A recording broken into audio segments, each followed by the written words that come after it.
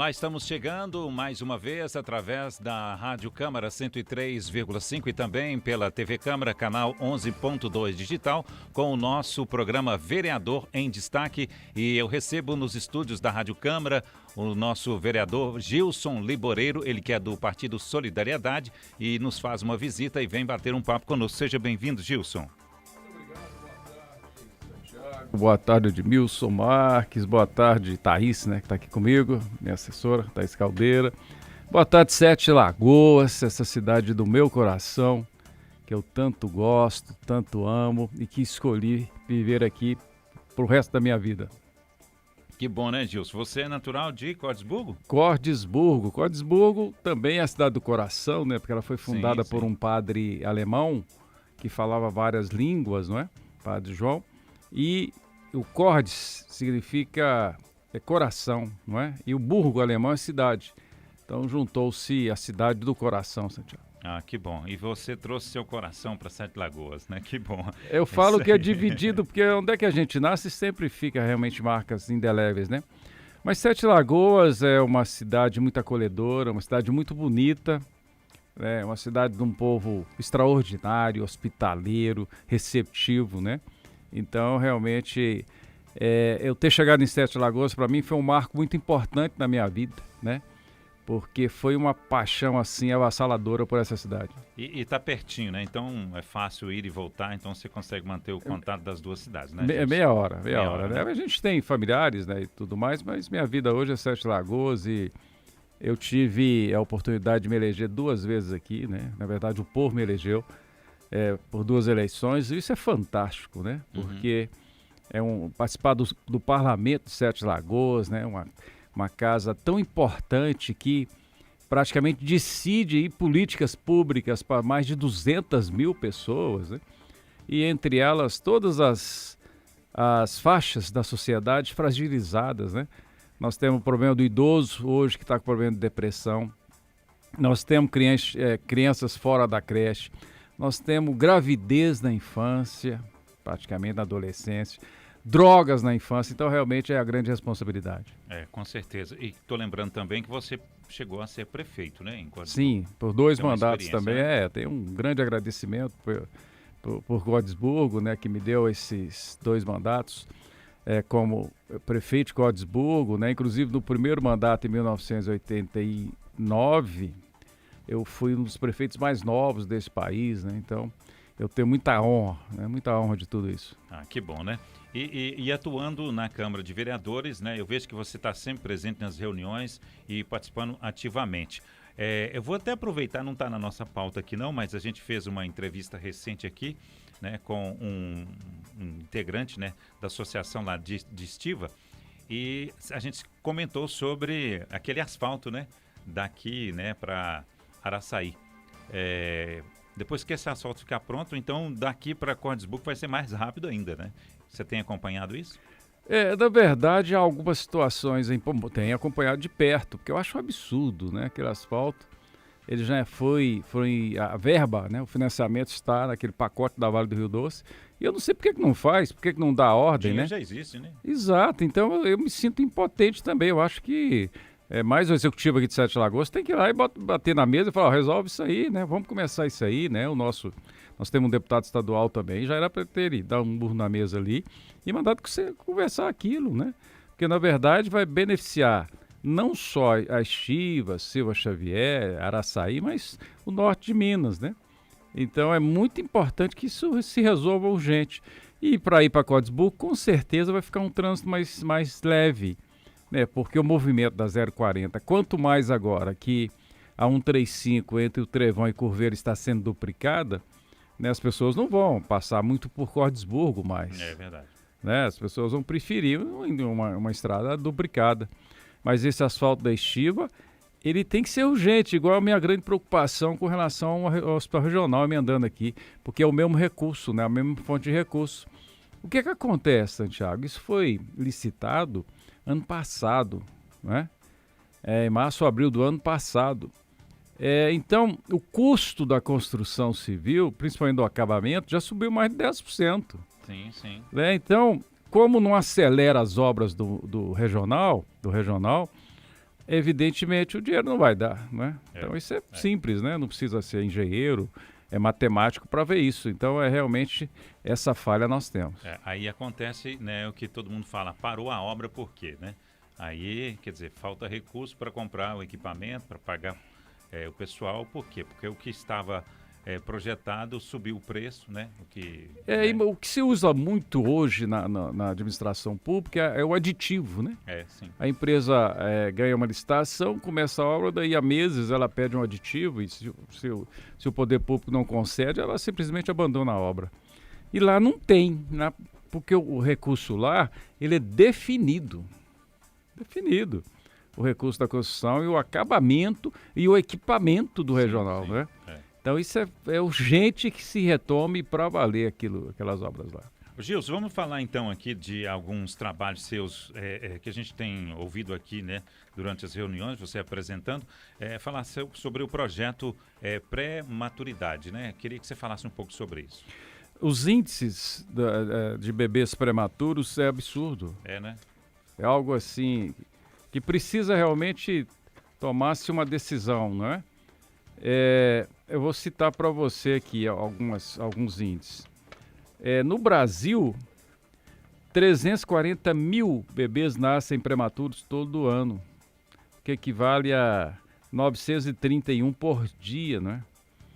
Então, mais de 12%, né? 12%. Aqui na nossa maternidade do Hospital Nacional das Graças, nasce uma média de 400 bebês por mês. Uma média de 400. Então nós teríamos mais de 50, 60 bebês prematuros, né? Isso causa uma série de consequências, né, no desenvolvimento da criança, do bebê e até problemas graves para a mãe, né? Então sim, muito necessário que nós possamos discutir, né, essas questões. Sim. A gente sabe, né, que Sete Lagoas tem um índice, né, de nascimento muito alto, né?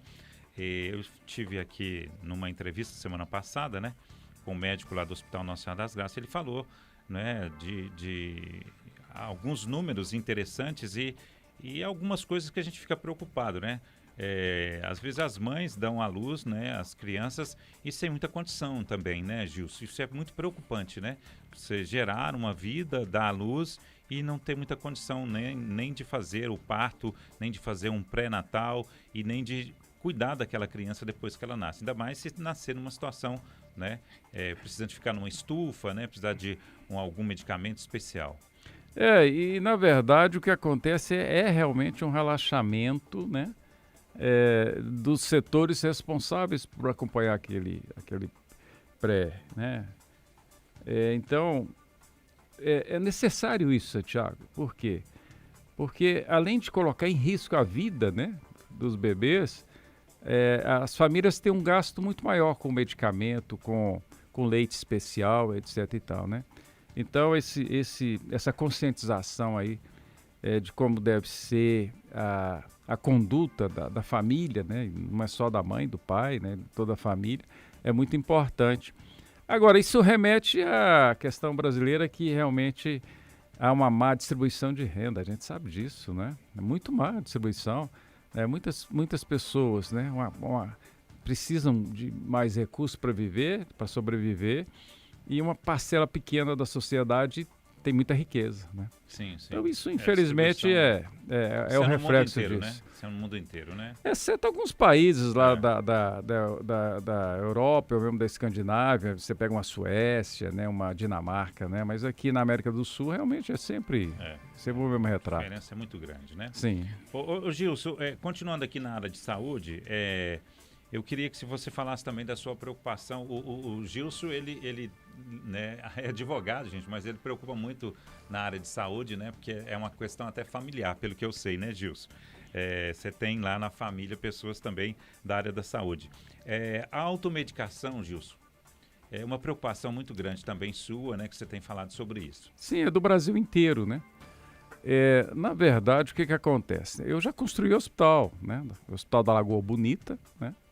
Em Código foi eu que consegui o recurso, fui a Brasília, busquei e construímos, porque eu achei que, e acho ainda, muito necessária aquela unidade de saúde na Lagoa Bonita.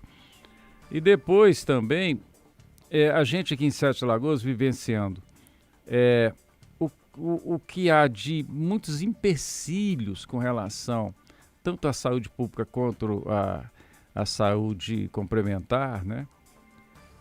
O que acontece hoje? As pessoas estão vivenciando o ápice da automedicação, né?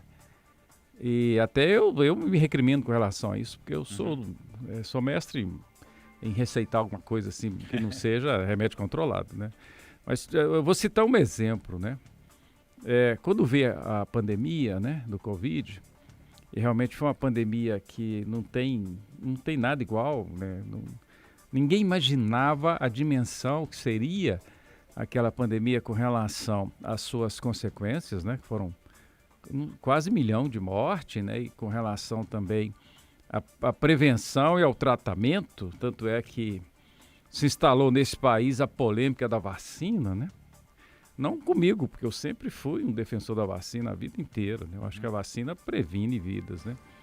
As pessoas ali começaram com esse ritual do automedicamento, né? Eu me lembro muito bem que aqui na nossa cidade nós tivemos um grupo de profissionais que queria que todo mundo tomasse ivermectina, o Ministério Público entrou no meio, cloroquina, né? Então, e aí veio, né? Continuou. E aí veio agora essa crise, essa epidemia de Covid, pior da chikungunya, que as pessoas não sabem o que tomar. Não é? Por quê? Porque eu conheço pessoas, por exemplo, que está com sequelas de chikungunya há meses. Sim. Eu até vou tocar nesse ponto aí, porque é uma coisa que está acontecendo conosco aqui, né? Está acontecendo conosco aqui. Sim. Eu peguei chikungunya, o Admilson pegou chikungunya, né? O presidente da Câmara, Caio Valasco, pegou chikungunya. E eu estou vendo uma confusão na cabeça das pessoas, Gilson. Eu acho que, até cheguei a falar com o vereador Heraldo, né? Que se precisasse de criar uma comissão em Sete Lagoas, uma comissão médica para estudar o que está acontecendo e para que as pessoas menos favorecidas tivessem uma espécie de aconselhamento, no mínimo, né? Sim. Porque as pessoas estão meio perdidas, né? Eu, por exemplo, vou falar de mim, que eu tive a chikungunya, achei que estava tudo normal, comecei a passar mal de novo, né? Aquelas dores que todo mundo sente, né? Aí eu pesquisei, aí eu fiz o que você disse, né? O automedicamento, eu falei, vou experimentar isso aqui, né?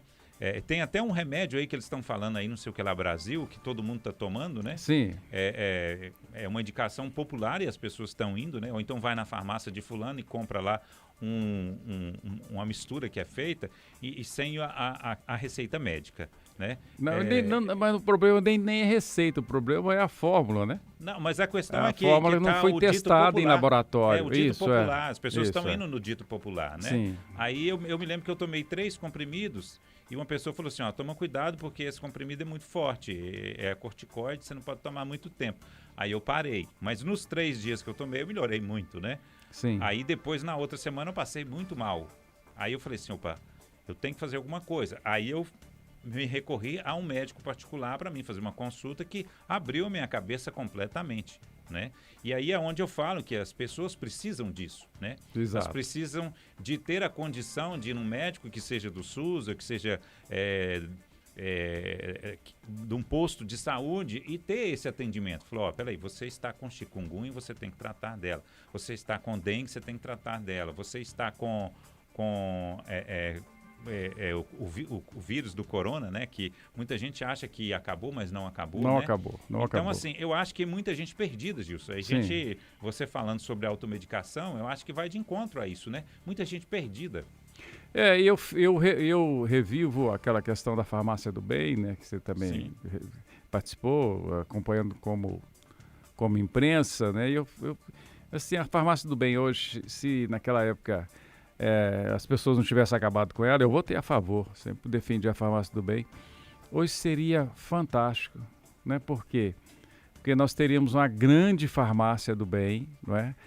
Medicamentos gratuitos e com uma equipe profissional, multiprofissional até, não é? Uhum. Para ali orientar as pessoas a se medicarem, né?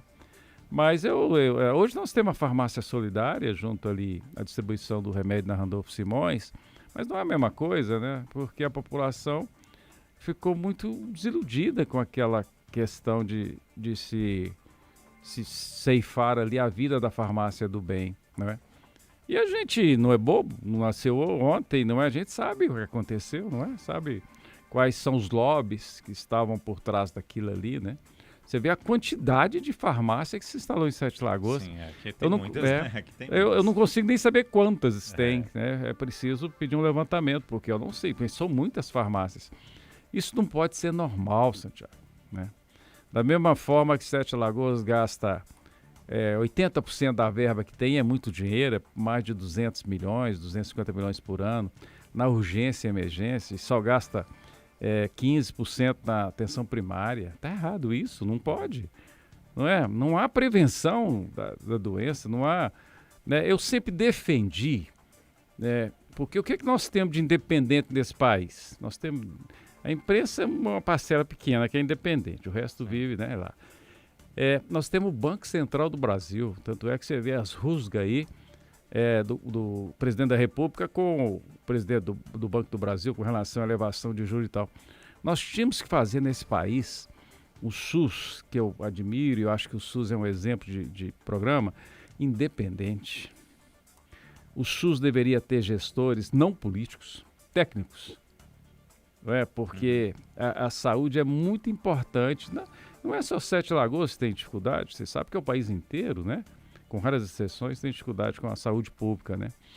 E aí, coincidiu também com a crise da Covid, as pessoas começaram a trabalhar home office e as empresas demitiram, né? Veio a crise, veio o governo atual que uma parte do empresariado está com o pé atrás ainda até hoje para investir no país. E as pessoas foram demitidas, e aí cortou-se os convênios médicos, né?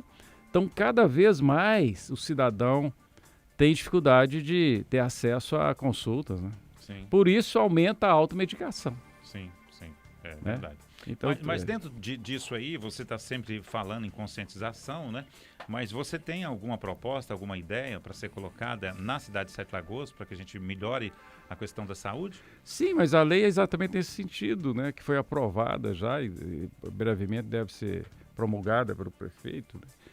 É exatamente essa discussão, né? Entre principalmente os profissionais da saúde. É preciso a população conscientizar-se, né? Porque senão cada vez mais vai haver automedicação e as consequências da automedicação geralmente não são detectadas quando as pessoas, por exemplo, vêm a óbito. Né? Então isso não se faz aí a perícia médica pós-mortes para todo mundo. Então não existe essa estatística real, né? Então o caminho é a conscientização. Certo. Ô, Gilson, vamos para frente aqui na nossa pauta e falar sobre o trânsito, né? Que você também tem discutido sobre o trânsito de Sete Lagoas. Eu tenho um questionário até que a gente está lançando aí e eu não vou te fazer essa pergunta, porque eu não vou te colocar em saia justa, mas o questionário, a primeira pergunta é a seguinte: o trânsito de Sete Lagoas é excelente, é bom, é regular ou é ruim? Eu estou tentando me adaptar, inclusive eu estou com duas ideias diferentes, né? Que eu estou tentando me adaptar, que agora eu arrumei uma bicicleta elétrica, né? Então estou tentando modificar, que era uma coisa que eu já pensava há muito tempo, né? Até vi a matéria hoje falando sobre a transformação do centro de Belo Horizonte, estive lá também e vi, né? Estão fazendo as vias para as bicicletas no centro de Belo Horizonte, Sim. Que é um exemplo a gente também seguir aqui, né? Então, assim, eu acho que tem muito carro na rua. Isso aí é uma coisa que eu já observei aqui, dependendo do horário, a gente passa um sufoco danado, né? Então, assim, eu não vou te responder a pergunta, mas eu digo o seguinte: tem muito carro na rua e tem muita situação complicada durante o percurso de ida e volta, né? E tanto que eu estou tentando arrumar uma alternativa diferente para ver se melhora. Além do meu carro, que eu tive que gastar aí uma grana boa, né? Para trocar toda a parte de amortecedores, né? Aquela parte toda ali que sustenta o carro, né? Aqui, são vários problemas que nós temos no trânsito. Vários, são muitos, não é? O piso é muito ruim, o asfalto de Santa Cruz é muito ruim. É preciso haver um movimento, porque essa troca desse asfalto de Sete Lagoas por inteiro é um valor muito alto, e aí não tem recurso municipal, suporte, e não tem deputado que vai nos destinar aí 500 milhões de reais para trocar o asfalto, 1 milhão, 1 bilhão de reais. Então é preciso mobilizar a bancada de Minas. Quando a gente tiver uma emenda de bancada, né, isso significa que vários deputados assumirem aquela emenda, aí sim eu acho que é possível trocar esse asfalto. E começa por aí. E realmente causa muito problema, né, os motoristas, né? E danifica os veículos, etc. e tal. Um outro problema grave aqui que nós temos são alguns entraves no trânsito. Eu cito a rotatória lá da Santa Juliana. Hoje eu sou presidente da comissão de obras dessa casa, né? Na época eu era presidente da comissão de saúde e meio ambiente. Mas eu falei com os responsáveis daquela obra, porque ela foi um pouco acelerada, a gente sabe disso. E não há nenhuma explicação para não ter uma trincheira atravessando da Santa Juliana para 238. Não há. Porque a trincheira, também não precisa ser engenheiro para saber isso, o custo é pequeno para se fazer uma trincheira. Sim, né? É verdade. Aí você vai na Zoelo Zola. A Zoelo Zola com Guimarães Rosa. É absurdo ali aquele trânsito, não é? E nós temos ali a 500 metros a rotatória da Santa Juliana, que foi feita, que resolveu o trânsito da Santa Juliana com Guimarães Rosa, que custou muito barato. Então é só fazer lá na Zoelo Zola igual. Aí você vai no bairro Iporanga, Padre Teodoro, né? Esplanada do Moinho. As pessoas, às vezes, na parte da manhã ou então à noite, ficam lá 1 hora para atravessarem ali a perimetral, né? Então, quer dizer, são decisões que tem que se tomar. Não tem mais como não fazer, né?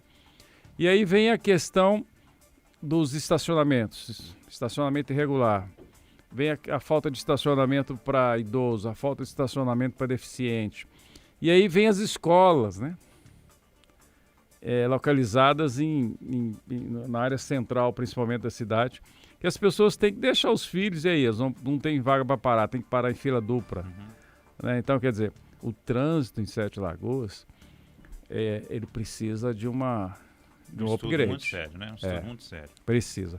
Não há como. E aí, nós temos na Secretaria de Trânsito do Wagner, que é um secretário muito interessado, muito competente. Tem a Daniela, que é realmente uma técnica que adora discutir o trânsito, né? Que precisa dessa ajuda da discussão.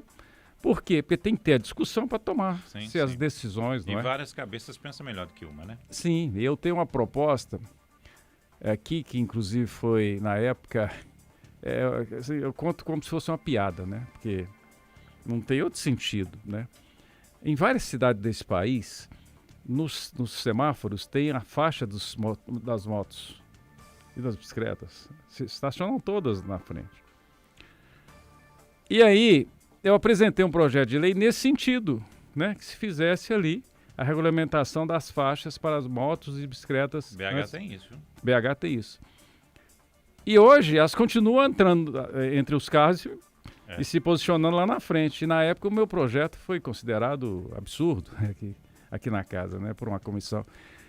Só pode ser uma piada, porque na época eu esperneei, falei, mas eu não tive como reverter isso. Então agora nós vamos tentar trazer isso para cá. Porque facilita a vida do motociclista e do condutor do veículo, não é? Tudo é uma questão cultural, né? A gente sabe que se você ensina, se as pessoas praticam, repetem aquilo, acaba acostumando, né, Gilson?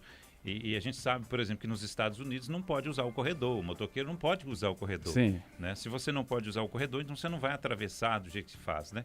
E às vezes a gente toma muito susto, né? Quando você está de carro, chega aquele monte, fecha o sinal, aquele monte de moto chega avassalador assim, você toma até um susto, né? Hoje, na cidade do Rio de Janeiro, várias cidades acontecem, mas no Rio eu presenciei, as motos andam só buzinando.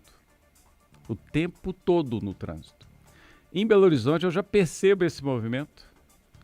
Já percebo, né? Até mesmo na 040, na chegada ali do Ceasa, Eles chegam buzinando, andam buzinando. Aqui não chegou ainda, né? Mas não vai demorar a chegar aqui em Sete Lagoas, né? Uma outra coisa que precisamos fazer é por que em cada esquina da área central nós não colocamos estacionamento para moto? Não é? Para facilitar todo mundo. Facilitar até mesmo deles colocarem entre os carros. Então, em cada esquina, né, do quarteirão, deveria ter ali um estacionamento para, não sei, isso vai depender, evidentemente, de estudo de engenharia, mas 4, 5, 10 motos, olha que fantástico. Então, são medidas assim simples e que precisa ter a coragem e a vontade política de implementar. Eu participei muito numa época de conferências, né? Então acho que seria interessante vocês, vereadores, criarem a Conferência do Trânsito de Sete Lagoas. Aí seria uma boa que todo mundo vai discutir. Você leva os grupos, né? Cada um discute os temas ali, depois discute tudo junto. Pode ser uma boa opção. Nós teremos a audiência pública dia 20 de maio, até se você permitir, eu vou levar essa sugestão de você. Eu acho que uma conferência é muito bom. Seria exatamente um comitê de discussão permanente, né? Isso é. O certo é que tem que mudar. O certo é que nós temos que tomar alguma medida para melhorar o trânsito de Sete Lagoas. Inclusive, eu estava até pensando, você me desculpa eu estar colocando a minha opinião pessoal aqui. É um prazer, na possibilidade que precisa de incentivar mais o transporte coletivo, né? Alguma forma, buscar algum jeito para isso, algum investimento para isso, para que diminua o ciclo, né, dos carros normais, dos carros de passeio, que às vezes você tem um carro... vamos dar o meu exemplo, eu venho trabalhar e volto eu sozinho no carro, entendeu? Então, aí por isso que eu estou optando por uma bike elétrica. Aí, quer dizer, é uma questão de consciência, né? E também de investimento, porque se você tem um transporte seguro, tranquilo, para você ir e voltar sem você precisar de usar seu carro, logicamente é muito melhor. Eu não te vi na bike ainda, mas você usa capacete. Né? Sim. Tá, com certeza. Mas veja bem, um outro assunto muito grave, né, correlato a isso, é o transporte urbano, o transporte público nosso, né? Hoje nós temos um transporte que as concessionárias mostram que ele é deficitário, né? Tanto a Turi quanto a Copé Celta precisam de uma nova formulação. A prefeitura, o prefeito Duílio, ele deu uma subvenção, né? Não foi o que eles queriam, mas deu. Belo Horizonte é um grande exemplo, porque o atual prefeito deu uma subvenção enorme lá para o transporte público e lá melhorou. Você vai a Montes Claros, por exemplo. Eu estava conversando esses dias numa entrevista com o Alex Menezes, que foi secretário de trânsito aqui em Sete Lagoas, e ele conhece bem Montes Claros. Quase toda a frota tem ar-condicionado, Santiago. Sim. No norte, né? Principalmente no norte do Brasil, toda vez que você vai tem... Né? Sim, a Montes Claros, evidentemente, a temperatura é um pouco mais alta do que aqui. Mas... o usuário, né, que precisa sair da nova cidade e vir no centro, se ele pegar um ônibus, ele vai chegar aqui suado. Se ele vier no carro dele com ar-condicionado, não chega. Então é exatamente um incentivo que precisa para o transporte público. Tem que melhorar os equipamentos. Sim.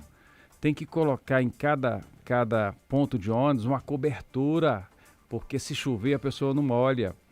Tem que colocar um sistema facílimo que é indicando quantos minutos falta para o ônibus passar. É coisa simples, entendeu? Que tem que fazer, não tem opção, não é?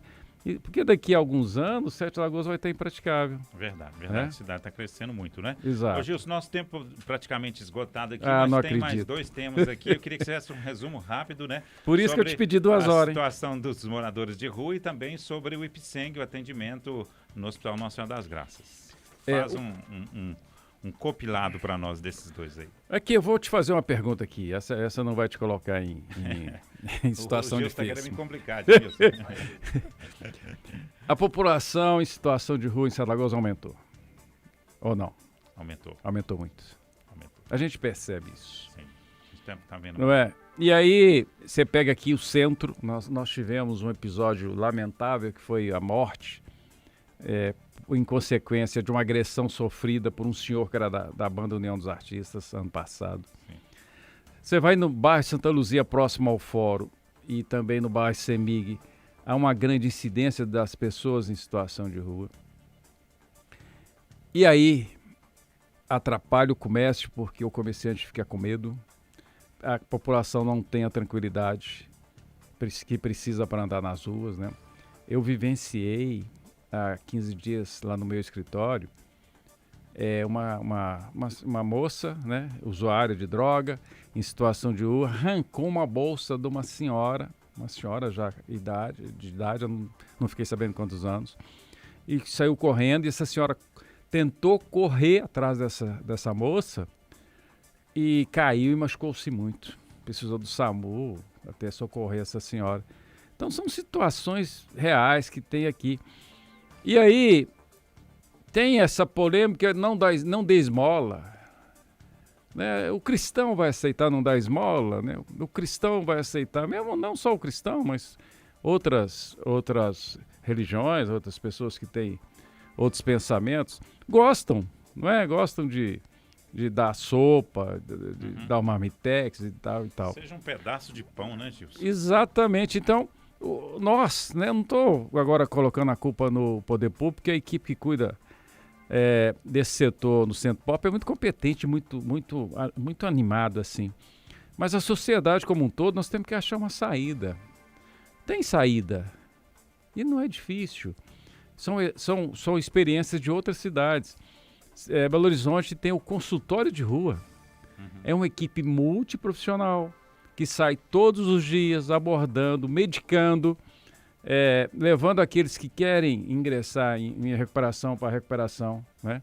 Porque, infelizmente, também não adianta esconder a verdade, as pessoas que estão em situação de rua, elas têm um atrelamento com o uso de droga e álcool, não é?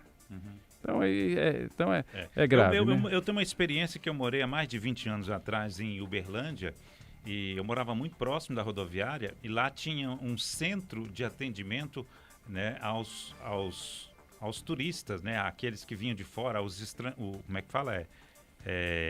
Os transeuntes. E era o seguinte, né, eles tinham a equipe que rodava a cidade, via, né, quem estava andando pela cidade e tal, e levava para esse centro, né? Então eles atendiam as pessoas, dava abrigo para as pessoas, né? Até as pessoas se posicionarem ali, arrumar um trabalho e tudo mais, né? E quem não queria participar, quem não aceitava, né? Eles pegavam, comprava passagem, chegava lá na rodoviária, botava a pessoa na rodoviária e falava assim, então você retorna para sua cidade de origem. Então eles não permitiam, não sei se ainda existe isso lá. Tá, mas eu tô dizendo há 20 anos atrás. Sim, mas aqui existe, não é? Mas era atuante, então você não via pessoas assim perdidas. A equipe de assistência social, ela faz contato com a cidade de origem, com os profissionais de lá, mas tem um problema gravíssimo, que a população não sabe. Quando se abre uma licitação para compra de passagens, as empresas não se habilitam. Não se habilitam, por quê? Porque eles não querem, né, esse pessoal que vive na rua dentro dos ônibus. Isso é absurdo, isso é antiético, é higienização. Então, nessa audiência pública que vai ter dia 29, nós estamos chamando todas as empresas. E mais do que isso, eu acho que nós temos que tomar uma decisão. Eu acho que tem que aprovar uma lei ou consultar o Tribunal de Contas da União, do Estado, para se comprar essas passagens sem licitação, que eu acho que não resolve tudo. E alguém me falou que antigamente aqui, há uns 20 anos atrás, tinham os veículos que levavam essas pessoas para outras cidades. Talvez seja a saída. Eu acho que assim, primeira coisa é tratar bem a pessoa, porque tanto você pode ter uma pessoa que não tem nada a ver com você, mas pode aparecer uma pessoa que seja parente sua, que precisa dessa ajuda nesse momento, né? Se a pessoa está indo para uma outra cidade, é porque ela está numa situação vulnerável, né? Então ela merece ser respeitada. E aí um atendimento, né? De respeito a esse cidadão, porque todos somos iguais, né, Gilson? Todos somos iguais, sem dúvida. Né? E por último, o IPSENG, para a gente encerrar. Já estava encerrando, hein? Gente, é absurdo o Hospital Nossa das Graças não atender os usuários do IPSENG, não é? São milhares de pessoas, professores da segurança pública, de órgãos estatais, daqui da nossa região, e os seus dependentes. Tem que voltar a atender. Não é? E, na verdade, a gente sabe que tem uma queda de braço lá porque a tabela do IPSENG é defasada, o hospital tem dificuldade de aceitar essa tabela, mas acho que tem que ceder. Tanto a direção do Hospital Nossa das Graças quanto a diretoria do IPSENG tem que ceder. né? O que não pode é deixar milhares de pessoas sem atendimento. É verdade. Eu acho que parece uma nova administração lá no hospital, né? E seria bom, né? O vereador poder ir lá, bater um papo, né? Nós temos conversado muito, né? Mas é uma situação difícil também. Mas nós temos a esperança, porque Deus é bom o tempo todo, da gente conseguir chegar ali numa solução. Isso aí. Tá aí, gente, conversando então com o vereador Gilson Liboreiro, né? Trazendo grandes informações. Ele estará em breve também fazendo esse programa na TV Câmara, né, Gilson? Tem já uma agenda marcada. Sim. E a gente vai sempre levando as informações aqui, né, de jeito ou de outro, né, para que você fique super bem informado. Muito obrigado, Gilson. Eu que agradeço vocês aqui da Rádio Câmara, de Milson, você, Santiago, que eu admiro muito o trabalho de vocês, você sabe o tanto que eu tenho de admiração por vocês. Agradeço a minha assessoria, né, a Thaís Caldeira está aqui também. E agradeço Sete Lagoas, né? Sete Lagoas, que para mim é uma grande mãe que eu tive na minha vida, né? Aqui eu criei meus filhos, agora estou criando meu neto, né? Então eu tenho muita satisfação de morar e ser de Sete Lagoas aqui agora. O tempo passa rápido, hein? Conhecer seus filhos, criancinha, pequenininha. Verdade. É isso aí. Obrigado, Gilson. Muito obrigado. E tudo de bom para você. Obrigado a você que esteve conosco em mais um Vereador em Destaque aqui pela Rádio Câmara e também pela TV Câmara, canal 11.2 digital.